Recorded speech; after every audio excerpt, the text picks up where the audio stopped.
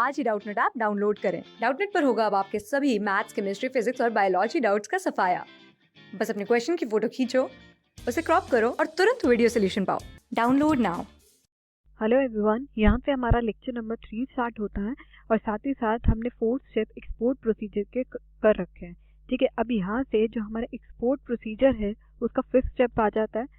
Last video देखनी आपके लिए बहुत ज़रूरी है, तभी आप 5th पॉइंट को समझ पाएंगे, ये कहें कि 5th स्टेप को एक्सपोर्ट प्रोसीजर के समझ पाएंगे। ओके, तो अब हम स्टार्ट करते हैं 5th पॉइंट जो है ऑब्टेनिंग प्री शिपमेंट फाइनेंस। ठीक है, once the confirmed order and also a letter of credit has been received. हमें पता था क्या कि जो एक्सपोर्टर होता है वो इम्पोर्टर से क्या मांगता है, लेटर ऑफ क्रेडिट, और उसको लेटर ऑफ क्रेडिट मिल जाता है। ठीक है, जब लेटर ऑफ क्रेडिट उसको मिल जाता है और साथ ही साथ लेटर ऑफ क्रेडिट के बाद वो ऑर्डर को कंफर्म कर देता है, यस कर देता है, और साथ ही साथ अब आगे देख लेते हैं क्या होता है। जो exporter approaches his bank for obtaining pre shipment finance to undertake export production. ठीक है, हमने अभी तक क्या पढ़ रखा है बताइए। हमने पढ़ रखा है कि बायर होता है या ये कहीं इम्पोर्टर होता है, वो क्या देता है इसको, एक्सपोर्टर को लेटर ऑफ क्रेडिट देता है। ठीक है, लेटर ऑफ क्रेडिट जब वो देता है तो एक्सपोर्टर क्या करता है, वो एक्सेप्ट कर लेता है वो ऑर्डर, ये कह देता है कि हाँ जी हमने आपका ऑर्डर जो है कंफर्म कर दिया। ठीक है, उसके बाद जो एक्सपोर्टर होता है वो किसके पास जाता है बताइए, अपने बैंक के पास जाता है। किसके पास जाएगा, अपने बैंक के पास, ताकि वो जो एक्सपोर्ट प्रोसीजर है उसको फाइनेंस कर सके, क्योंकि उसमें भी हमें पता है कि बहुत सारा पैसे लगते हैं। ठीक है, बाद में पैसे मिलेंगे, तो एक्सपोर्ट प्रोसीजर वो क्या कहता है, एक तरह का कंफर्म देता है या ये कहता है कि उनको ऑब्टेन चाहिए क्या कि प्री शिपमेंट फाइनेंस मिले उसको, क्या, एक्सपोर्ट प्रोडक्शन से। होप आपको ये पॉइंट क्लियर हो गया। Okay, pre shipment finance is the finance that exporter need for procuring raw material and other component, processing and packaging of good, transportation of goods of the port shipment. ठीक है, export procedure के लिए banker से क्या मांगता है बताइए, pre shipment finance मांगता है। क्या मांगता है हमें पता है, बैंक से क्या मांग रहा है, प्री शिपमेंट फाइनेंस मांग रहा है, आपको पता ही है। ओके, प्री शिपमेंट फाइनेंस में क्या हो जाता है कि वो ये मांगता है क्या कि प्रोक्योरमेंट ऑफ रॉ मटेरियल अच्छे से हो जाए, कंपोनेंट जो है जैसे कि प्रोसेसिंग, पैकेजिंग ऑफ हिंदू गुड्स, ठीक है, transportation of goods to the export shipment, ये अच्छी तरह हो जाए, उसके लिए वो फाइनेंस की ज़रूरत होती है और वो वही चीज़ मांग रहा होता है। होप आपको ये पॉइंट क्लियर हो गया। ओके, अब 6 पॉइंट देख लेते हैं क्या लिखा हुआ, प्रोडक्शन और procurement of goods. Okay, 6 point में हम क्या पढ़ रहे हैं, प्रोडक्शन या प्रोक्योरमेंट ऑफ गुड्स। ओके, तो पहले पढ़ें, having obtain the pre shipment finance from the bank. तो हमने अब तक क्या पढ़ा था कि बैंक जो होता है वो क्या देता है, प्री शिपमेंट फाइनेंस देता है, किसको, एक्सपोर्टर को। ठीक है, क्योंकि एक्सपोर्टर जब लेटर ऑफ क्रेडिट मिल जाता है तो सीधा बैंक के पास जाता है।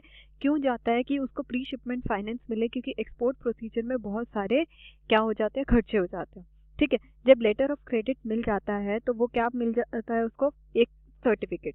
ठीक है, उसके बाद क्या है, the exporter proceed to get the goods ready as per the specification of the importer. जब उसको फाइनेंस मिल गया, ठीक है, किसको मिल गया फाइनेंस, एक्सपोर्टर को, तो एक्सपोर्टर क्या होता है, वो प्रोसीड कर देता है कि जो गुड्स हैं, स्पेसिफिकेशन जो इम्पोर्टर ने मिले हैं उसको प्रोसीड करे। मतलब कि अब एक्सपोर्टर का काम यही है कि वो प्री शिपमेंट फाइनेंस लेके जो उसके जो गुड्स एक्सपोर्टर ने दिए हैं, किसने दिए हैं, इम्पोर्टर ने दिए हैं, उन गुड्स को क्या करे, प्रोसीड करे। होप आपको क्लियर हो गया। ओके, आगे पढ़े, either the firm itself goes in the producing the goods और else it buy from the market. ठीक है, अब एक्सपोर्टर पे ये डिपेंड कर रहा है कि वो जो गुड्स है वो खुद ही मैन्युफैक्चर कर रहा है या तो वो मार्केट से लेके आगे एक्सपोर्ट कर रहा है, या इसको कहें बायर को, जो है हमारा इम्पोर्टर। होप आपको ये पॉइंट क्लियर हुआ। ओके, अब 6 पॉइंट देख लिया हमने, यस। अब 7 पॉइंट देख लेते हैं क्या लिखा हुआ है। 7 पॉइंट में लिखा हुआ है प्री शिपमेंट इंस्पेक्शन। ठीक है, प्री शिपमेंट इंस्पेक्शन से क्या मतलब होता है, जो government of India has initiated many steps to ensure that good quality products are exported from the country. ठीक है, तो ये क्या है कि जो गवर्नमेंट ऑफ इंडिया है, ठीक है, उन्होंने बहुत सारे स्टेप्स बनाए हैं कि जो हमारी कंट्री से अगर कोई भी गुड जा रहा है तो वो क्वालिटी से रिलेटेड कोई कॉम्प्रोमाइज ना करे। ठीक है, मतलब कि क्वालिटी प्रोडक्ट होना चाहिए जो भी गुड्स हम एक्सपोर्ट कर रहे हैं, ये कहीं कि इंडिया से बाहर कर रहे हैं। यहाँ तक हमें समझ में आ गया।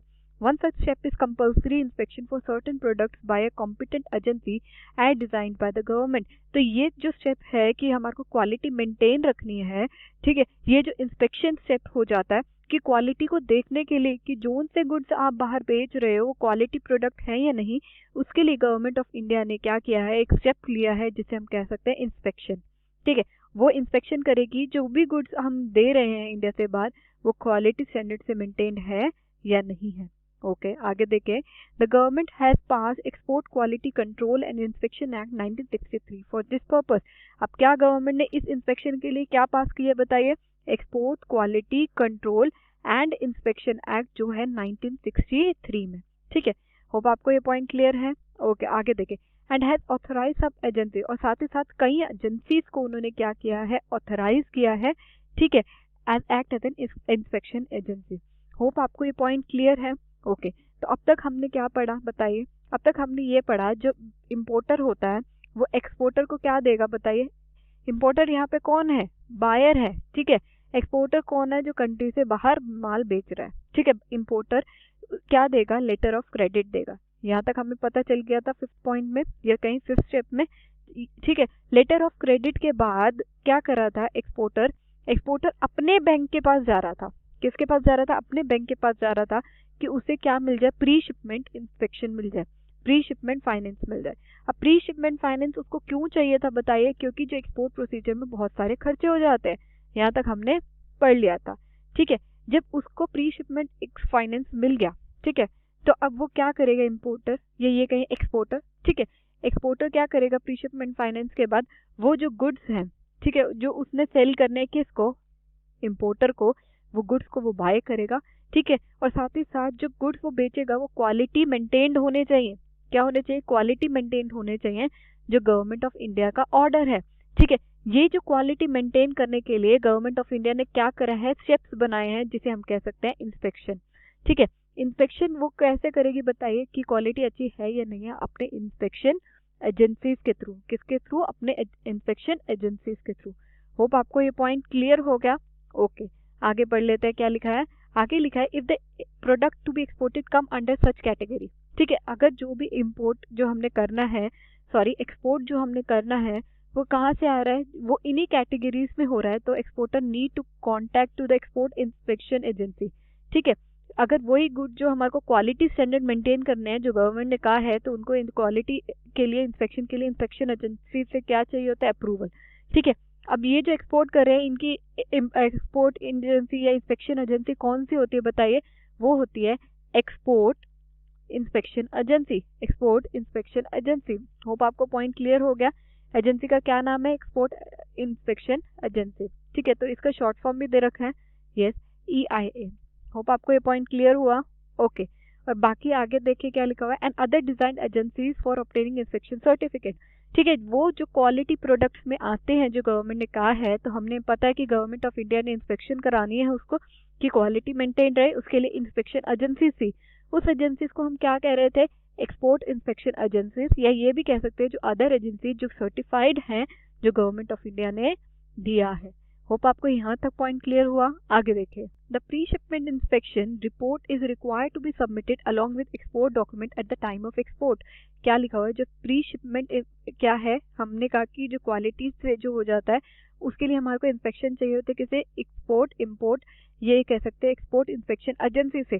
ठीक है, और साथ ही साथ उनको क्या सबमिट कराने पड़ते हैं बताइए, इसमें लिखा हुआ है कि जो इंस्पेक्शन रिपोर्ट जो हमारे को मिलेगी, ठीक है, उसके बाद रिपोर्ट मिलती है, वो जो रिपोर्ट मिलेगी उसको सबमिट हमें किसको कराना है, एक्सपोर्ट के टाइम और अपने एक्सपोर्ट डॉक्यूमेंट्स के टाइम। ठीक है, इसके बाद इसको हमारे को क्या मिलेगी, रिपोर्ट मिलेगी, इंस्पेक्शन रिपोर्ट मिलेगी, और ये जो रिपोर्ट होगी हमारे को क्या करानी है, सबमिट करानी है।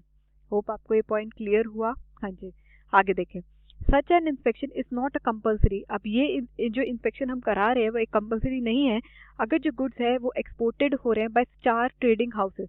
ठीक है, इंस्पेक्शन किस किस के लिए जरूरी नहीं है, हमें पता है कि इंस्पेक्शन हमें करानी है। ठीक है, इंस्पेक्शन जो ये स्टेप है ये किस किस के लिए जरूरी नहीं है बताइए, ये जरूरी नहीं है स्टार ट्रेडिंग हाउस के लिए। ओके, ये स्टार ट्रेडिंग हाउस के लिए ये इंस्पेक्शन जरूरी नहीं है। ठीक है, और साथ ही साथ किस किस के लिए जरूरी नहीं है, ट्रेडिंग हाउसेस के लिए। ठीक है, स्टार ट्रेडिंग हाउसेस के लिए और ट्रेडिंग हाउसेस के लिए। ओके, एक्सपोर्ट हाउसेस के लिए, या ये कह सकते हैं एक्सपोर्ट ओरिएंटेड या प्रोसेसिंग जोन्स के लिए। ठीक है, तो हम ये कह सकते हैं एक्सपोर्ट प्रोसेसिंग जोन या स्पेशल इकोनॉमिक जोन के लिए, या वो EOQ, ठीक है, एक्सपोर्ट ओरिएंटेड यूनिट जो 100% एक्सपोर्ट कर रही हो, उन सब के लिए ये इंस्पेक्शन जरूरी नहीं है। ओके, ये इंस्पेक्शन जरूरी नहीं है। होप आपको यहाँ तक पॉइंट क्लियर हो गया। ओके, एक बार रीड कर लेते हैं क्या लिखा हुआ है। यस, इसमें लिखा हुआ है जो ट्रेडिंग हाउसेस है एक्सपोर्ट हाउसेस के या इंडस्ट्रियल यूनिट्स के जो सेटअप है एक्सपोर्ट प्रोसेसिंग जोन्स में या स्पेसिफिक इकोनॉमिक जोन में, या ईओक्यू है एक्सपोर्ट ओरिएंटेड यूनिट्स हैं जो 100% है, उनको इंस्पेक्शन करानी ज़रूरी नहीं है। We shall discuss the type of these special type export form in the latter section. ठीक है, ये जो एक्सपोर्ट हो रहे हैं इकोनॉमिक जोन्स के थ्रू, उसको हम लेटर चैप्टर में डिस्कस करेंगे। यही चीज़ दे रखी है। होप आपको 7th स्टेप क्लियर हो गया।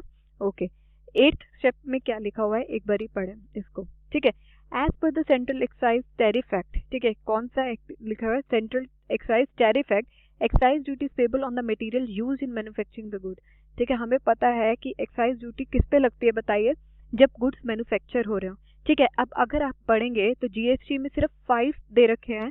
ठीक है, 5 दे रखे हैं, जैसे कि ह्यूमन कंजम्पशन के लिए लिक्विड, ठीक है, और टोबैको रिलेटेड प्रोडक्ट्स। ठीक है, और मेनली 3 प्रोडक्ट्स और हैं जिस पे आपको एक्साइज ड्यूटी पे अभी भी करनी है। अदरवाइज बाकी सारे एक्साइज ड्यूटी खत्म हो चुके हैं, उस पे क्या आ गया? Goods and service tax. ठीक है, 5 चीजें जो जीएसटी के एक्ट में नहीं आती हैं, उस पे क्या लग रहा है? एक्साइज ड्यूटी भी लग रही है और साथ ही साथ कस्टम ड्यूटी भी लग रही है, जो आप फर्दर हायर क्लासेस में पढ़ेंगे। ठीक है, तो अभी आपने यही पढ़ना है कि as per excise tariff act, ठीक है, जो सेंट्रल एक्साइज टैरिफ एक्ट हो रहा है उसके लिए क्या लिखा हुआ है कि जो मटेरियल जो यूज हो रहे हैं मैन्युफैक्चरिंग गुड्स के लिए, उस पे एक्साइज ड्यूटी लगती है। लेकिन हमें पता है कि 5 चीजें हैं जिस पे अभी भी एक्साइज ड्यूटी लग रही है, बाकी सब पे जीएसटी लग रहा है। तो ये आपके एक्सपोर्ट प्रोसीजर में है, तो हम इसको पढ़ लेते हैं। ठीक है, exporter therefore has to apply to the concern excise commissioner in the region as an invoice. ठीक है, तो कमीशन के पास क्या करेगा? वो एक इनवॉइस लेके जाएगा एक्साइज कमीशन के पास कि उसको कौन सी एक्साइज ड्यूटी देनी है। If the excise commissioner is satisfied, अगर जो एक्साइज कमिश्नर सेटिस्फाई होता है तो वो इश्यू कर देता है एक्साइज क्लियरेंस।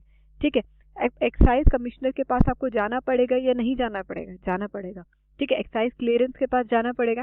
जब आपको एक्साइज कमिश्नर के पास क्लियरेंस मिल जाती है तो आपको क्या इशू हो जाता है? एक्साइज क्लियरेंस सर्टिफिकेट हो जाता है। ठीक है, आगे देख लेते हैं। But in many cases government exempt payment of excise duty और later of the refund if the goods are so manufactured and meant for export. लेकिन अगर हम देखें, अगर जो गुड्स हैं वो एक्सपोर्ट पर्पज से रिलेटेड होते हैं तो उन पे ये भी है कि एक्साइज ड्यूटी या जीएसटी पे नहीं करना पड़ता। ठीक है, वो ज़्यादा एग्जेम्पशन गवर्नमेंट ने दे रखी है। Okay, the idea underlying such exemption और refund is provided as an incentive the exporter to export more and also to make export products more competitive in the world market। अब इसका क्या मतलब हुआ कि जो आइडिया अंडरलाइंग है कि हम एग्जम्पशन क्यों दे रहे हैं या हम रिफंड क्यों दे रहे हैं, जो इंसेंटिव प्रोवाइड कर रहे हैं एक्सपोर्टर्स को, क्योंकि वो एक्सपोर्ट करते हैं ज़्यादा से ज़्यादा, और साथ ही साथ क्या एक्सपोर्ट कर रहे हैं? प्रोडक्ट्स को जो कॉम्पिटिटिव नेचर है किसमें? वर्ल्ड मार्केट में। होप आपको ये पॉइंट क्लियर हुआ। ओके, आगे देख लेते हैं क्या लिखा हुआ है। यस, आगे लिखा हुआ है the refund of excise duty is known as duty drawback. ठीक है, जब आपको एक्साइज पे नहीं करना पड़ता, ठीक है, आप एक्साइज कमीशन के पास गए, आपको एक्साइज क्लियरेंस मिला, उसके बाद आप करोगे। ठीक है, अगर आपको एक्साइज ड्यूटी नहीं पे करनी होती, क्या एक्साइज ड्यूटी नहीं पे करनी होती, ठीक है, और आपको इसका रिफंड मिल जाता है, क्या मिल जाता है? रिफंड मिल जाता है, तो उसको हम क्या कहते हैं? Duty drawback. होप आपको ये पॉइंट क्लियर है, इसको हम कह देते हैं ड्यूटी ड्रॉबैक। ओके, आगे पढ़ें क्या लिखा हुआ है। This scheme of duty drawback is presently administrated by the directorate of drawback. ठीक है, ये कौन करता है बताइए? डायरेक्टोरेट ऑफ ड्रॉबैक करता है। ठीक है, under the ministry of finance, और साथ ही साथ ये कहाँ पे होता है? मिनिस्ट्री ऑफ फाइनेंस में। होप आपको ये पॉइंट क्लियर हो गया। ओके, आगे देखें क्या लिखा हुआ है। यस, जो रिस्पॉन्सिबल होता है for fixing the rate of the drawback, और साथ ही साथ वो किसके लिए होता है रिस्पॉन्सिबल?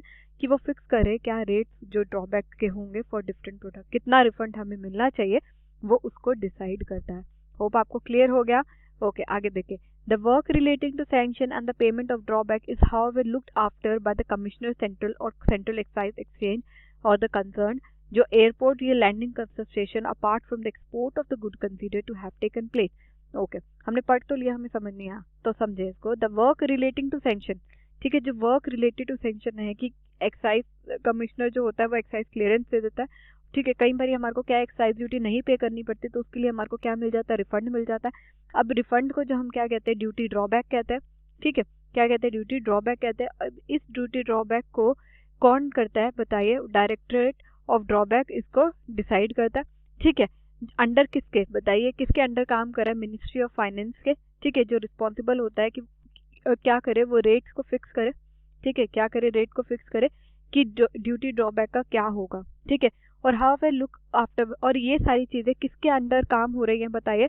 वो लुक आफ्टर कर रहे हैं कमिश्नर ऑफ कस्टम ऑफ या सेंट्रल एक्साइज एक्सचेंज, कस्टमर या एक्साइज इंचार्ज। होप आपको क्लियर हो गया। और साथ ही साथ जो या कोई कंसर्न पोर्ट पे हो और airport landing custom station from the export of the good consider to have taken place. Hope आपको क्लियर है ये पॉइंट। ओके, आगे पढ़ लेते हैं 9th स्टेप। कौन सा स्टेप पढ़ रहे हैं हम? 9th step. ओके, इसमें क्या लिखा हुआ पढ़िए, ऑब्टेनिंग सर्टिफिकेट ऑफ ओरिजिन। ठीक है, जब हमने पहला 8 स्टेप पढ़ लिया, ठीक है, जिसमें हमारे को एक्साइज क्लियरेंस के बारे में बोला गया था। एक्साइज क्लियरेंस के बाद क्या हो जाता है कि हमारे को ऑब्टेन करना होता है क्या? Certificate of origin.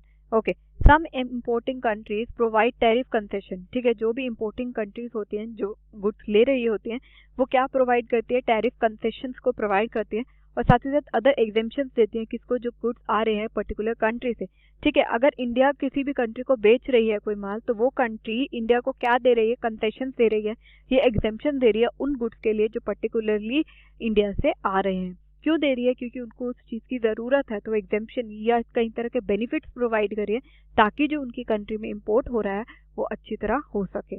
ठीक है, उसमें कोई बैरियर क्रिएट ना हो। आगे बढ़े, फॉर अवेलिंग सच बेनिफिट। ठीक है, उस बेनिफिट को पाने के लिए जो इम्पोर्टर होता है वो आस्क एक्सपोर्टर, वो एक्सपोर्टर से पूछता है to send a certificate of origin. ठीक है, तो क्या हो जाता है, उस बेनिफिट को पाने के लिए जो इम्पोर्टर होता है वो क्या मांगता है बताइए? सर्टिफिकेट ऑफ ओरिजिन मांगता है। किससे? एक्सपोर्टर से। क्या मांग रहा है कि हमारे को क्या चाहिए? Certificate of origin. होप आपको ये पॉइंट क्लियर हो गया। ओके, आगे देखिए क्या लिखा हुआ है। The certificate of origin act as a proof of the good that actually been manufactured in the country from where the export has been taking place. Importer क्यों मांग रहा है सर्टिफिकेट ऑफ ओरिजिन? इम्पोर्टर इसलिए exporter से मांग रहा है कि जो गुड्स बेचे गए हैं वो उसी की कंट्री में क्या हुए थे? मैन्युफैक्चर हुए थे। क्या हुए थे? उसी की कंट्री में क्या हुए थे? मैन्युफैक्चर हुए थे। होप आपको पॉइंट क्लियर है। From where the export is taking place, उस कंट्री से हो रहा है जहां से एक्सपोर्ट हो रहा है किसको? इम्पोर्टर को। होप आपको क्लियर है। ओके, आगे बढ़ें, क्या लिखा हुआ है? The certificate can be obtain from trade consult located in exporters country. और जो सर्टिफिकेट कहाँ से ऑब्टेन कर सकता है? जो ट्रेड कंसल्टेंट होता है जो एक्सपोर्टर की कंट्री में होगा। जो ट्रेड कंसल्टेंट होता है वो एक्सपोर्टर की कंट्री में होगा। होप आपको ये पॉइंट क्लियर हुआ। यस, ओके, अब 10th पॉइंट देख लेते हैं। यस, 10th पॉइंट में क्या लिखा हुआ है बताइए? 10th पॉइंट में लिखा हुआ है रिजर्वेशन ऑफ शिपिंग स्पेसेस। ठीक है, जब हमारे को सर्टिफिकेट ऑफ ओरिजिन मिल गया जो एक एक्ट कर रहा था एज अ प्रूफ कि जोन सा गुड एक्सपोर्ट हुआ है वो उसी की कंट्री में हुआ है, तो उसके बाद वो रिजर्वेशन में ले लेते हैं किसकी? शिपिंग स्पेस की। होप आपको क्लियर हो गया। ओके, आगे बढ़ लेते हैं, क्या लिखा है? Exporter firm applies to the shipping company. Exporter जो फर्म होती है वो अप्लाई करती है किसको? शिपिंग कंपनी को। किसको कर रही है? शिपिंग कंपनी को अप्लाई कर रही है। होप आपको क्लियर हो गया। ओके, आगे, for the provision of shipping space, किस लिए शिपिंग कंपनी से वो कांटेक्ट करिए? ताकि जो प्रोविजन है शिपिंग स्पेस का वो मिल सके, प्रोविजन और शिपिंग स्पेस वो हो सके। ठीक है, यहाँ पे यही चीज लिखी गई है। ओके, आगे पढ़ लेते हैं, क्या लिखा हुआ है? It has been specified that the type of the goods to be exported, probably the date of shipment and the port destination. ठीक है, ये क्या कर रहा है? प्रोविजन ऑफ सप्लाइंग या ये कहीं शिपिंग स्पेस, ये बता रहा है कि कौन से गुड्स के टाइप से जो एक्सपोर्ट हुए हैं और साथ ही साथ उसकी क्या प्रोबेबल डेट है शिपमेंट की, कि कब गुड्स रिसीव होंगे और साथ ही साथ कब वो पोर्ट्स पे पहुंचेंगे। ठीक है, गुड्स कब एक्सपोर्ट हुए, कब शिप हुए, ठीक है, और साथ ही साथ कब जो पोर्ट डेस्टिनेशन पे पहुंचेंगे, ये इनके ऑब्जेक्टिव्स होते हैं। ओके, आगे देख लेते हैं पढ़ के। On the acceptance of the application for shipping, the shipping company issue shipping order. ठीक है, जब वो शिपिंग कंपनी के पास जा रहा है कि ये हो जाएगा, ठीक है, हमारे को शिपिंग स्पेस चाहिए ताकि वो बता सके कि कब गुड्स शिप हुए थे, ठीक है, कब गुड पोर्ट तक पहुंचेंगे और कब जो गुड्स होंगे क्या होंगे, वो प्रोबेबल डेट क्या है इन सब की। ठीक है, शिपिंग कंपनी एक्सेप्ट कर लेगी। हाँ, शिपिंग कंपनी एक्सेप्ट कर लेगी और साथ ही साथ उसको क्या दे देगी बताइए? शिपिंग ऑर्डर दे देगी। क्या देगी? शिपिंग ऑर्डर देगी। होप आपको ये पॉइंट क्लियर हुआ। ओके, आगे देखिए क्या लिखा है। आगे लिखा है a shipping order is an instruction. Shipping order क्या होती है? एक इंस्ट्रक्शन है कि कैप्टन को ऑफ द शिप को, ठीक है, शिपिंग इंस्ट्रक्शन क्या है? एक ऑर्डर है या ये कह सकते हैं एक इंस्ट्रक्शन है किसके? शिप के कैप्टन को, जो स्पेसिफाई करता है कि goods after the custom clearance at the destination port to be received on the board. तो वो क्या स्पेसिफाई कर रहा है बताइए? वो स्पेसिफाई कर रहा है उन गुड्स को जो after the custom clearance at a design destination port जो रिसीव होंगे बोर्ड्स पे। होप आपको 10th स्टेप क्लियर हुआ। ओके, 9th स्टेप क्लियर था हमारे को, ठीक है। नेक्स्ट वीडियो में हम 10th स्टेप के आगे प्रोसीड करेंगे किसके, एक्सपोर्ट प्रोसीजर्स में। ओके, होप आपको ये वीडियो पसंद आई। वीडियो को देखने के लिए thank you so much. Class 6 से 12 से लेके नीट, IIT, JEE मेंस और एडवांस के लेवल तक 10 मिलियन से ज्यादा स्टूडेंट्स का भरोसा। आज ही डाउनलोड करें डाउटनेट ऐप या व्हाट्सएप कीजिए अपने डाउट्स 8400 400 400 पर।